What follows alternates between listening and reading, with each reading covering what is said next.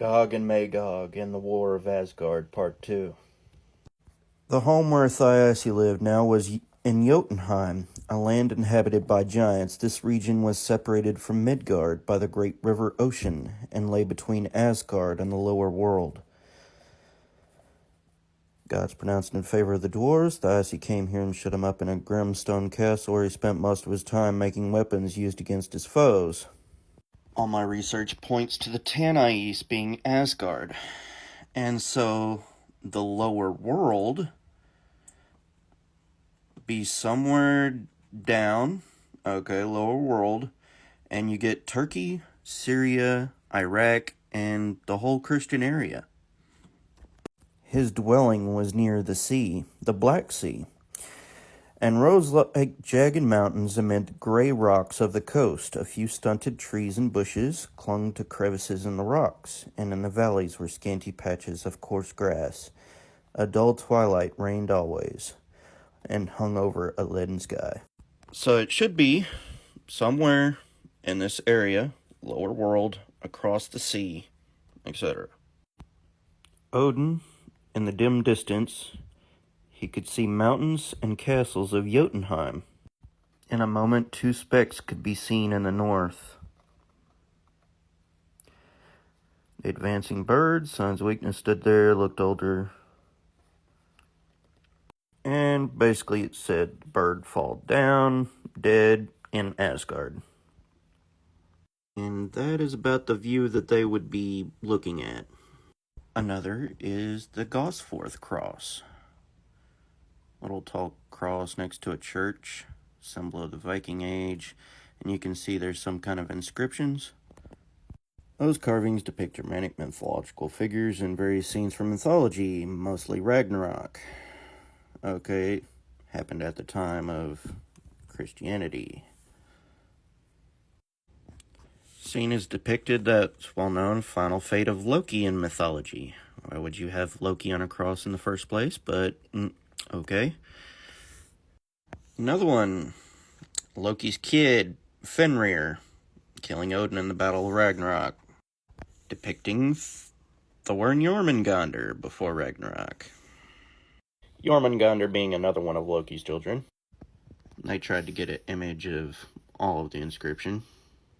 So, Revelation 13:18, here's wisdom, let him have understanding, count the number of the beast, for the number of man is number 666.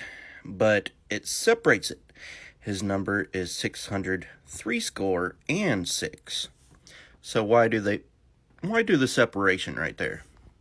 Goes back to the Greek Septuagint Bible. That's basically the first Bible that we had, then got to Latin, and then got the KJV from the Latin we have. So it's a translation of a translation of a translation. We have right here 600 x chi. So 600 chi. So word for Christ. Hey, I know what it looks like. Don't come at me. I'm just a messenger. So there's something right there. So you can see XI is actually 60. Here's where it stops making sense. So it means fish. And XI is supposed to be what it is, but 6 meaning stigma, mark, brand, tattoo. And Loki and Jesus are both associated with the wolf. Isaiah 11:6, the wolf shall also dwell with the lamb. So it's not the lion and the lamb like everyone thinks, it's the wolf and the lamb. So if it were flipped, does it match the Norse myth as well? So there is runes, and one is called Othala. Looks like that one right there. And it's also funny that it means greater peace in heaven on earth. What happens if you flip it sideways? What does that look like? Does that perhaps look something like that? And also it means fish, so it would make sense. And it's exactly coming from the myths and texts. So when Jesus was talking to the apostles, he said you got to be fishers of men. And on the Norse myths, Loki, he actually turned into a fish once. Loki transformed himself into a salmon while weaving a net to catch fish. He hid in a house atop of a hill that had 4 doors pointing north, south, east, west. And you can read that right there. Keep in mind the people of Muspel are fire people. His eyes were a flame of fire, and on his head were many crowns, and he had a name written that no man knew but himself. Would that possibly be because he's from a different culture and religion entirely? And Loki has also been considered fire. He's associated with fire. Revelation 13:13, and he doeth great wonders, so that he maketh fire coming down from heaven on earth in the sight of men.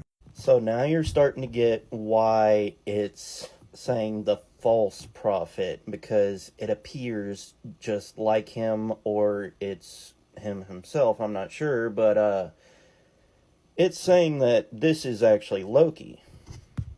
Ecclesiasticus 50. Okay, building the temple. Okay, Revelation 11. Measure the temple is building the temple. Ecclesiasticus 5, honored in the midst of the people, coming out of the sanctuary is the morning star in the midst of a cloud, and as the moon as the full, he comes with the clouds. Revelation 1:7, behold, he come with clouds, every eye shall see him, they also pierce him, and all kindreds, even so.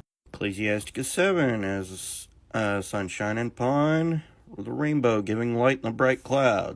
Revelation 10:1, saw another angel coming down from heaven, clothed with a cloud, and a rainbow was upon his head.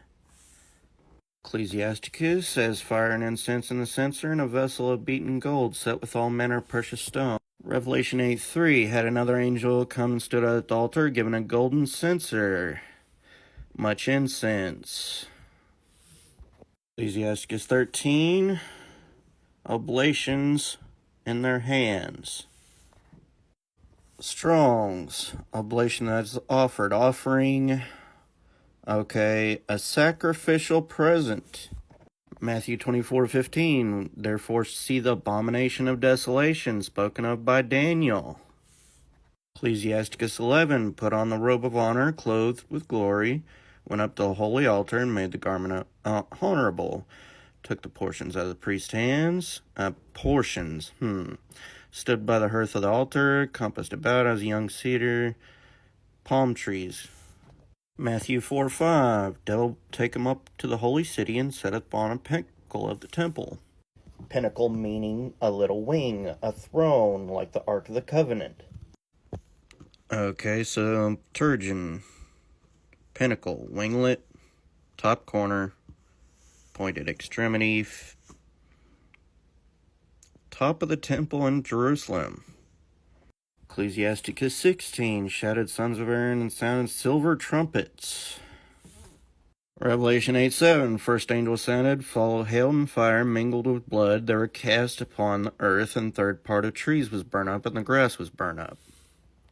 First angel sounded, Gabriel's trumpet, or the trumpets that were blasting. Ecclesiasticus 16 and 17, okay, people gathered, hasted, fell down upon the earth to worship their God Most High. Singers sang praises with their voices. Same thing that happened in Revelation. Go watch the last part. I don't know who it is doing this, because Loki is a shapeshifter. And so, say, like, Jesus was gone somewhere else and Loki was filling the spot, or if he is Jesus or whatever, but Loki is involved, because Gog and Magog is Asgard. And the other myth, the point that Jotunheim that I just pointed out, is actually the Christian area. So now I'm going to start making a list, checks and balances. What actually the Bible says, and what actually Revelation says, and see if they match.